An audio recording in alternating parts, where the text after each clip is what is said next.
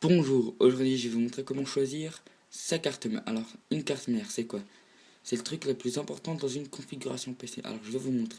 Alors, tout d'abord, il y a plusieurs types de formats de carte mère, c'est la taille. Ensuite, il y a le processeur pris en charge. Il y a deux fabricants de processeurs, Intel et AMD.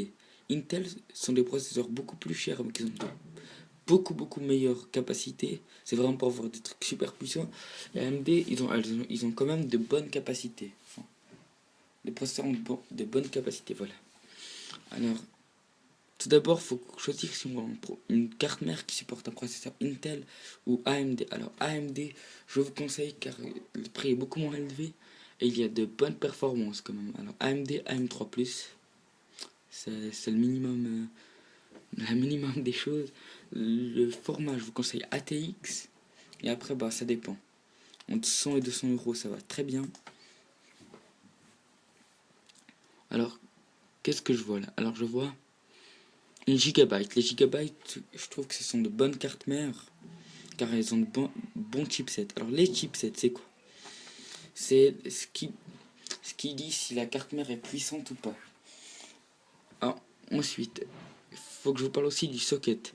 Le socket, c'est où on met notre... je vais vous montrer ça tout de suite.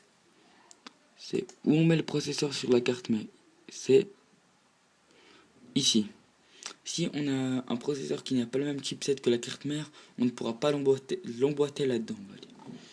Alors, ensuite, on a choisi cette gigabyte qui supporte les AM3+. Ensuite, on va dans les processeurs. Je vais vous montrer là. AM3+, processeur AM3+, AMD. Et il y a tout cela.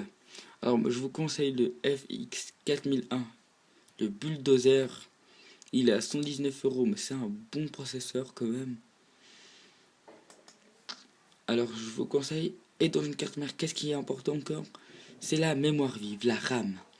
Alors, je vais aller ici, dans mémoire.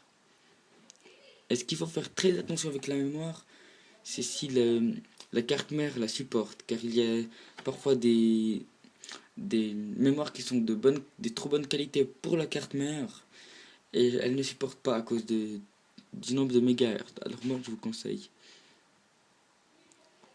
deux fois 2 Go, 4 Go. On met afficher de la DDR3 ou de la DDR2, ça va très bien.